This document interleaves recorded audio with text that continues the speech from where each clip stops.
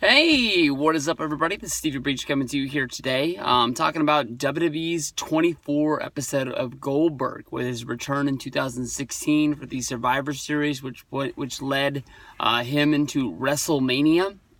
I watched the Kevin Owens episode of 365 last night, and in that review, I honestly said that I really like WWE 24. I really like 365. Besides for the I guess you can say the sort of framework of the 365 show basically being about 1 year in someone's career, and talking to them backstage and getting their reactions before and after and during matches. I don't really understand the difference between 24 and 365, but hey, I can tell you that it is honestly two of my favorite shows that are going to be on the WWE Network. In the episode of Goldberg, I honestly can say that when Goldberg was returning to WWE, if you go back and watch those old videos, it was rumored for years. Of course, everybody can remember the rumors of him coming in and facing Undertaker at WrestleMania 27, and those talks quickly fell apart. And then from there was always this rumor that he would come back every year. There was rumors about WrestleMania 30, him having a match against Ryback. There were rumors of him, going into the Hall of Fame. And nothing ever really came about it. And something magically changed when he came back and did the video game commercial for EA. And then that quickly led into him sort of getting back in the inner circle of WWE, and that match, it was almost like it was put together for EA to be the best commercial that they could. With the WWE video game, it comes out, I think it releases in October or in November, and I mean, for them to have a commercial based around Goldberg and him wrestling in a match, and him sort of being the focal, point of pre-ordering the game to download Goldberg and get him in the game, to have him in a match, whether if they were the ones that put this together, if it was actually Triple H and Vince, or if they were just trying to make EA Sports happy, whatever it did, it worked. Because as a fan, I was never really a big fan of Goldberg, but I bit hard on that Goldberg versus Brock match that by the time Survivor Series came, I was fired up and I really wanted to see it. I think that in the WWE 24 episode of Goldberg, you really see that Goldberg wanted to come back. He wanted to wrestle a match. His wife and his son, they knew what made him famous, but had never seen him do it and never seen him become that superhero that he was able to show them, why their son has, wrestling collectibles, like little figures of Goldberg, why they made those. And I thought that honestly that was pretty cool. But as he's walking around and he's shaking hands with everybody, basically he's very open that he's coming back. He's wrestling Survivor Series. He's gonna pack his bag. He's gonna cash his check, and we're never going to see him again. He's asked flat out how long he's gonna be around, and he says Survivor Series and I'm done. But I don't know what changed to get us to that point, but I think that everybody out there really thought that they were going to have the match at Survivor Series. Brock would get the win, and maybe Goldberg would go into the Hall of Fame at WrestleMania 33. They show him make his return in Denver. He gets the outstanding, huge response that he was kind of scared that he was not going to get. They touch on WrestleMania 20 and how the fans basically crapped all over the match, basically saying that, they didn't want to see this. They knew that both guys were leaving, and they didn't really think that even though Stone Cold Steve Austin was in the ring, they were going to get anything that was worth it. The New York crowd is always tough on people.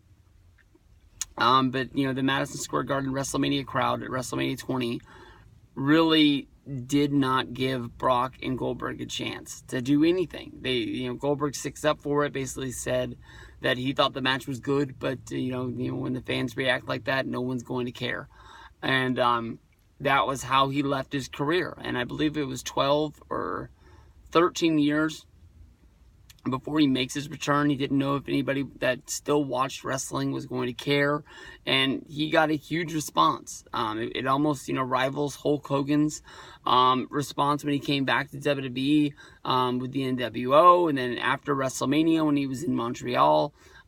Huge ovation before he was even able to say anything. That people wanted to know that they were, he was one of their favorites, and they were glad to have him back in wrestling. They show him do that. Then he comes back and he does the I can't remember if that was a Halloween episode or if it was another week leading up, where he basically had the interaction with Rusev. They talk about the fact that that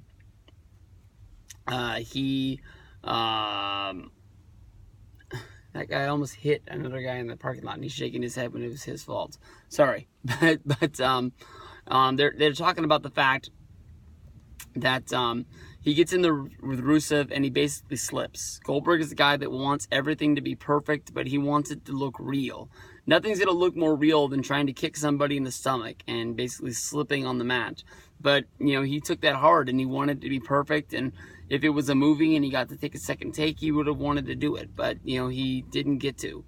But that is almost at the point when Goldberg flips the switch and really cares about what he's doing and wants it to be perfect. And I think that's why everything from there on out with Goldberg was great. He basically was working on perfect time.